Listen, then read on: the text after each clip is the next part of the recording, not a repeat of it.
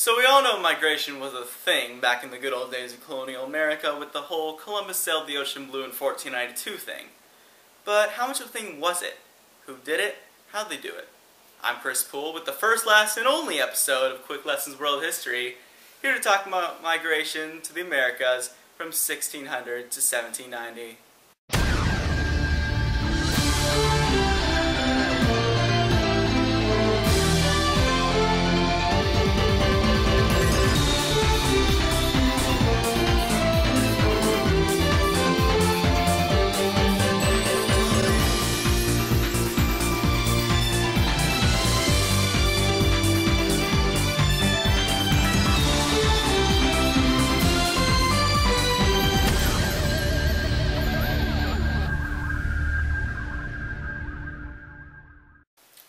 So the major immigrant groups that came to North America at this time were mainly from Europe. Other than the slaves which were imported from Africa, you have your Dutch, French, Germans, your Scottish Irish, and of course the British. For more on that, let's head over to Chad. He's got an interview with an actual immigrant. Thanks, Chris. I'm here with a real-life immigrant. Where'd you say you were from again? From the glorious British Empire, old chap. And what'd you say you did? Well, I manage a small farm, so I guess you could call me a small farmer. And what do you grow? Well, tobacco and the likes, you know, things I can just sell real easy. And how's colonial life treating you? It's been alright, I guess. I mean, I came here looking for opportunities, and as you can see, I've managed to grow a small farm. But food's been in short supply, though. The food ships don't get here soon enough. Couldn't you just grow your own food? And now why would I do that? Then I wouldn't have any room to grow tobacco to sell, so I could buy some food. What a conundrum. Back to you, Chris. Thanks, Chad. So as you can see, there are many good reasons why someone would want to come to North America. Although, I guess for the slaves, they were just forced. Many of the lower class in Europe came due to the economic problems that were caused by the Industrial Revolution. Migration offered economic opportunities to these migrants in the form of growing cash crops.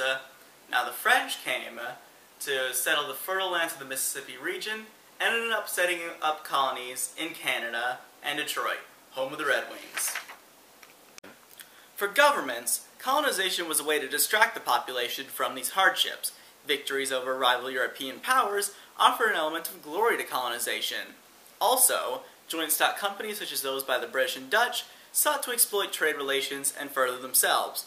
Problems with governments also caused migrations such as those by the British in response to King Charles I's really bad policies.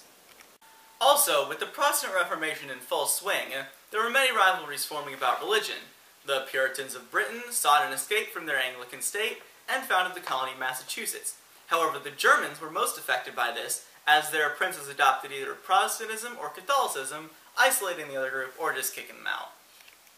Many people that came to the colonies during the early portions were indentured laborers, but these people were later replaced by slaves from Africa. The Native Americans were also an important group. They were nomadic tribes that roamed the land before the Europeans arrived. Now, some relations were good, but it turned out the Europeans just wanted to exploit them. Speaking of exploited people, here's Chad. Thanks, Chris. I'm here with Running Jackalope, a real legitimate Native American. So, Jack, how are relations with the Europeans? Not good. They've been defacing and building on our land, and there's been a lot of fighting. What the Europeans don't understand is, even though we don't stay on the land, we come back to the land with the seasons, and we expect to come back to a familiar landscape. This has been disrupting our migration patterns. Sounds tense. Do all Native Americans feel this way? Well, not all of us. Some have been helping the newcomers hunt and grow food. Others have even been trading with them. They think they're getting a good deal. They come back with all sorts of jewels and alcohol. But I don't trust them. I think they're just trying to exploit us. Oh, they don't just exploit you. They push you off your land and exterminated you, so you're now the minority of the United States. Check out these graphs.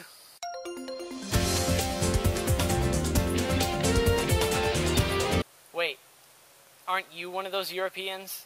I'm gonna run for my life now. Back to you, Chris.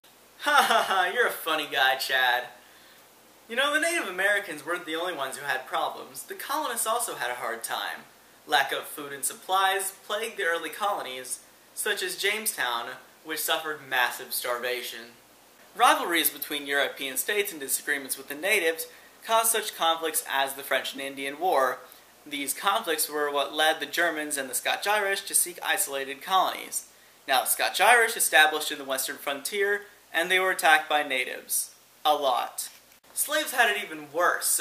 Slave owners constantly mistreated them, and they were often forced to work under harsh conditions. Speaking of mistreated slaves, let's go back to Chad for another interview. Well, never mind then. Few acts having anything to do with migration were enacted during this time period, but acts such as the Iron Act and the Navigation Act were mercantilist policies that limited the industry in North America. Few people would want to migrate to somewhere with limited industrial opportunity, so you could say that these acts discouraged immigration to the colonies. Late in the time period, when the U.S. was established as an independent state, people became more concerned with immigration policy. The Naturalization Act of 1790 said that an immigrant would have to stay 2 years in the U.S. before being able to be a U.S. citizen. Speaking of the end of the time period, it's almost the end of the show. Before we go, though, here's some demographic information from the U.S. in 1790.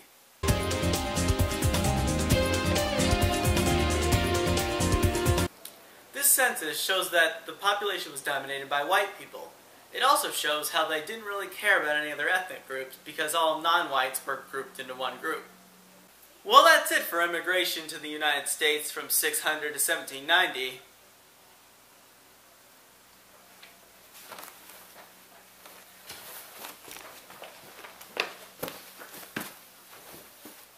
Let's see how they like things getting taken from them.